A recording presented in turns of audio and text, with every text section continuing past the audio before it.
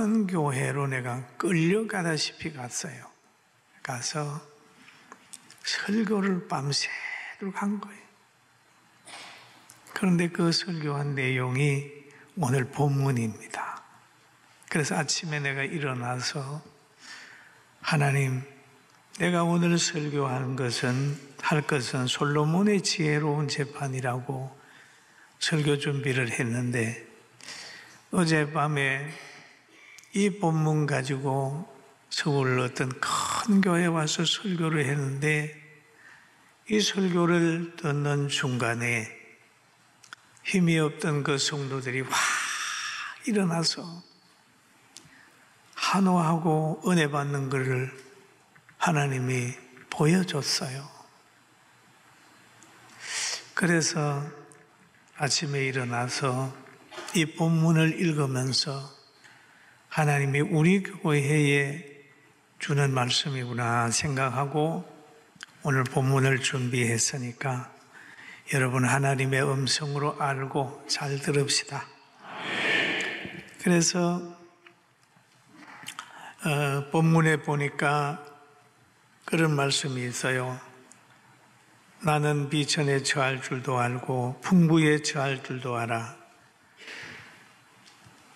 배부름과 배고픔과 풍부와 궁핍에도 일체의 비결을 배웠노라.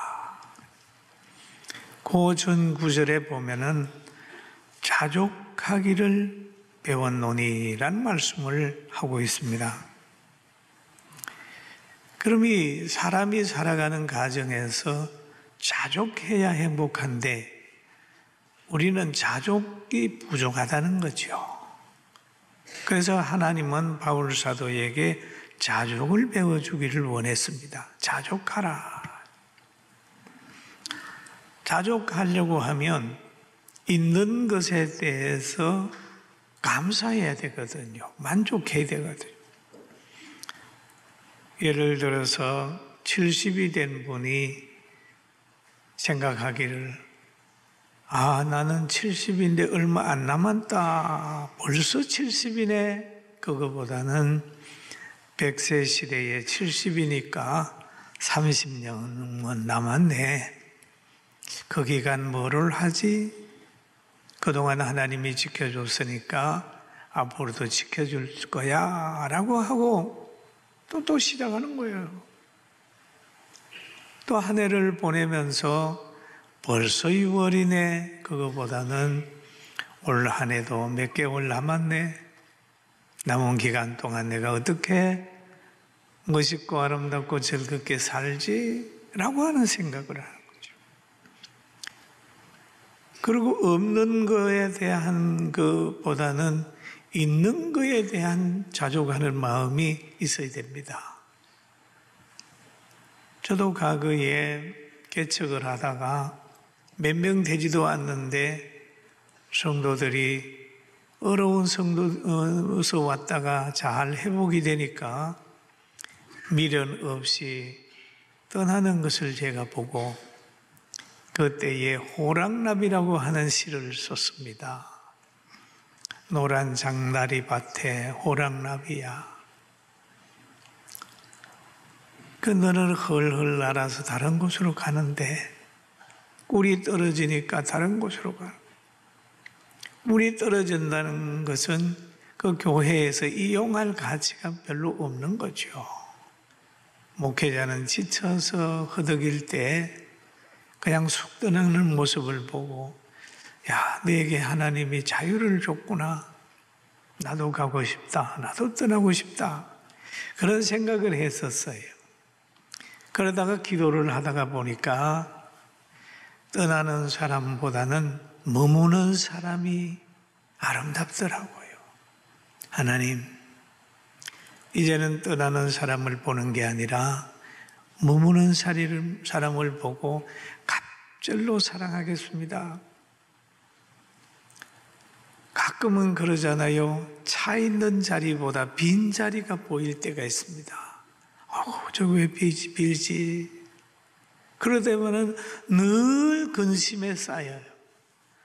있는 거에 대한 만족보다는 없는 거에 대한 갈급함 때문에 가정에서도 늘 힘들어할 수도 있잖아요. 여러분, 하나님이 주시는 것에 대한 만족, 자족을 배우시길 주의 이름으로 축원합니다. 그래서 하나님이 오늘 저와 여러분에게 자족을 배워주기 위해서 이 말씀을 주셨구나. 바울 사도에게 내가 너에게 자족을 배워준다. 그 자족을 배워주는데 그 내용을 본 적 이렇습니다. 비천에 처할 줄도 알고 그러죠. 비천에 처해도 기죽지 말아라. 풍부에 처할 줄도 알고 알아라. 풍부하더라도 교만하지 말아라. 비천할 때 기죽는 사람은 풍부하면 교만하는 거예요. 이 같은 까거든요. 그래서 이 하나님께서 바울을 비천하게도 하고 풍부하게도 한다는 거죠. 그 다음에 배부르고 배고픔과 풍부한 궁핍에도 일체의 비결을 배웠노니, 하나님은 한 사람의 거룩한 인격을 만들 때에는 때로는 가난하게도 하시고 때로는 부하게도 하시고 때로는 비천하게도 하시고 높아지게도 하시는 거예요. 잘 이 환경을 만드는 거예요. 이 환경 속에서 거룩한 인격이 만들어지는 겁니다. 그거를 배워주기를 원하는 거죠. 비천하다. 그런데 오늘 이 본문 속에서 보면 내게 능력 주시는 자 안에서 내가 모든 걸 할 수 있다 라고 하는 성경 구절인데, 제가 꿈에 갔던 교회에서는 제가 있는데 강제로 막 데리고 가가지고 성경책도 못 가지고 갔어요. 실지는 안 그러겠습니다. 꿈에 그랬으니까요. 갔는데 너무너무 좀 늦게 갔습니다. 강제로 가니까 온 성도들이 기다리다가 지쳐 있는 거예요. 다 힘이 빠져 있어요. 그런데 제가 사회자 보고 그랬습니다. 준비가 안 됐기 때문에 원고도 없이 갔으니까 빌립보서 4장 13절을 좀 읽어주십시오. 그랬대요. 3절 본문을 읽어주는데 제가 여기에서 이 본문을 가지고 위해서 설교를 했어요. 서울에서 아주 말하면 여러분 알 수 있는 교회입니다. 여기에 내게 능력 주시는 자 안에서 내가 한다고 하는 것이 아니라 내게 능력 주시는 자 안에서 할 수 있다 라고 하는 얘기를 하죠. 그럼 능력 주시는 자는 누굽니까? 하나님이고 예수님이고 성령님이잖아요. 능력 주시는 자 안에서. 그럼 능력 주시는 자 안에 있으려면 어떻게 해야 되느냐 알죠? 예수 그리스도가 구주인 것을 믿어야 되는 거예요. 할렐루야. 믿음이라고 하는 지식을 가지고 있는 거예요. 그리고 이 믿음을 가지고 하나님이 원하는 대로 오순절을 체험을 하는 거예요.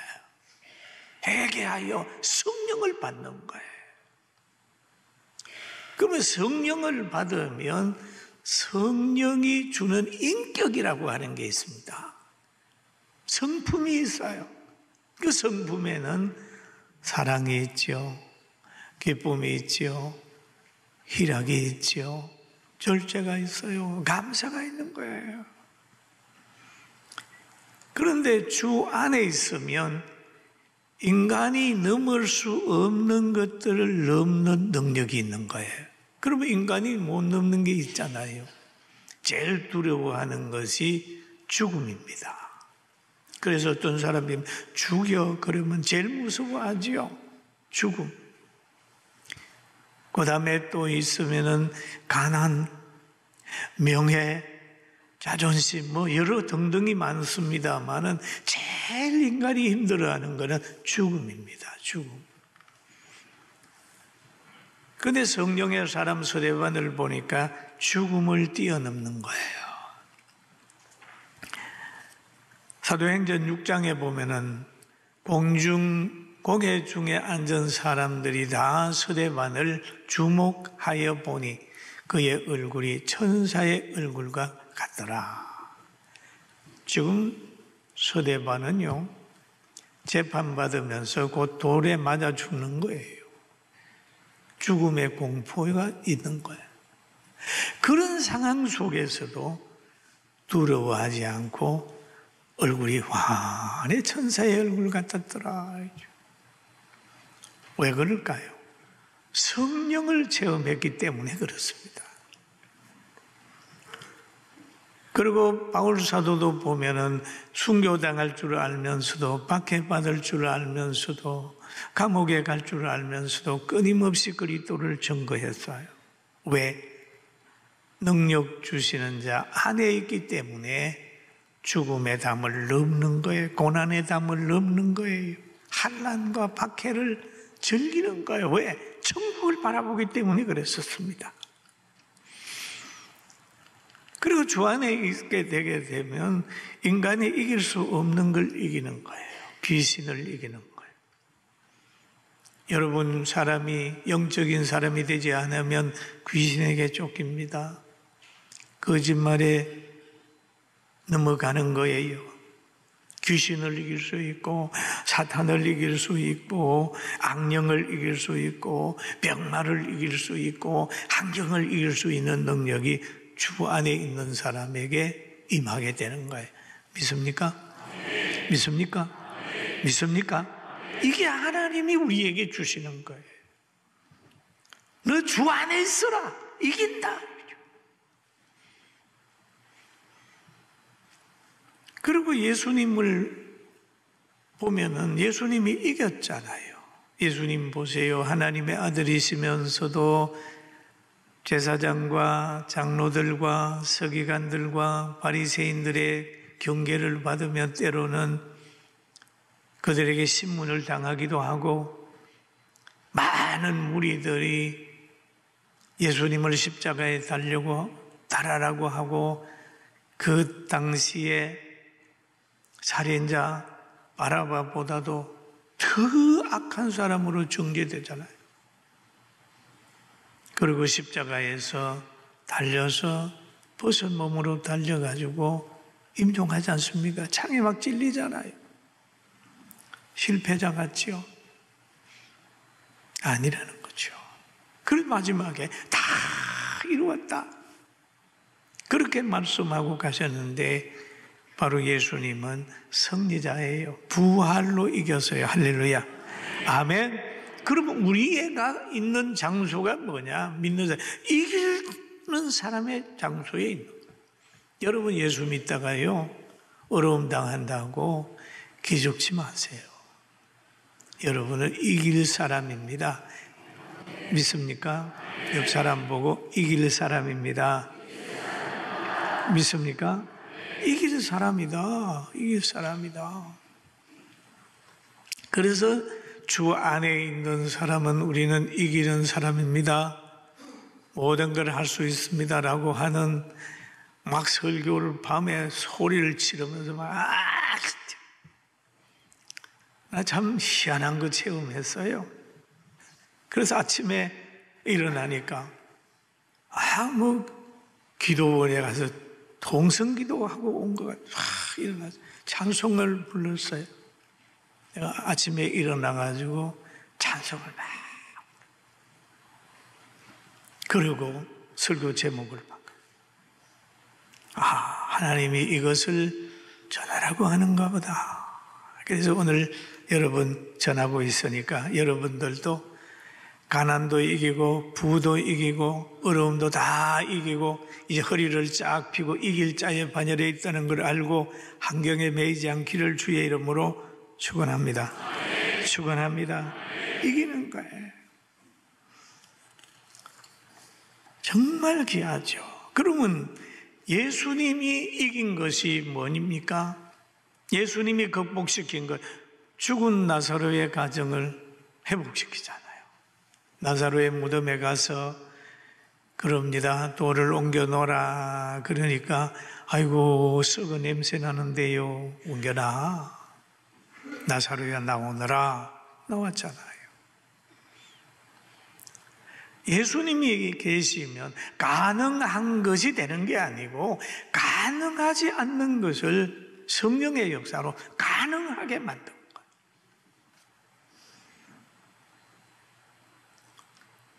예수님이 풍랑 가운데 계셨을 때 예수님이 배에서 일어나가지고 풍랑을 보고 그럽니다. 바람아 잠잠하라. 바람아 바다야 잔잔하라. 그럼 예수님의 역사는 신앙생활을 하면서 회복의 역사고 보호의 역사고 강건의 역사거든요. 그걸 많이 체험합니다. 많이 체험. 저는 47년간 목회하면서 체험하는 거예요. 과거에 여행을 갔는데 목회자들하고 함께 다 돈이 떨어졌다고 해요. 근데 주머니에 보니까 우리 성도들이 집어넣은 것이 있어요. 중개.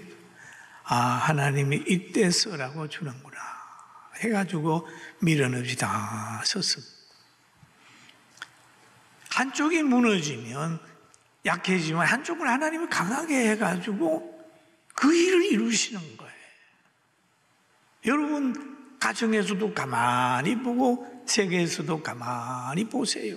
한쪽이 무너지면 한쪽을 이렇게 세워가지고 일하시는 하나님이 계세요. 이 하나님의 섭리를 깨달으면 가난이 오게 되면 영적으로 부강해지면 영적으로 좀 깔아지게 되면은 역사를 구약 성경에 보면은 하나님을 잘 섬겨야 될 나라가 있어요. 그 나라가 왕이 보면 아합이 정치를 했는데 왕이 결혼을 잘못했어요. 바알을 믿는 여인하고 결혼하니까 여자가 영향을 끼치는 거죠.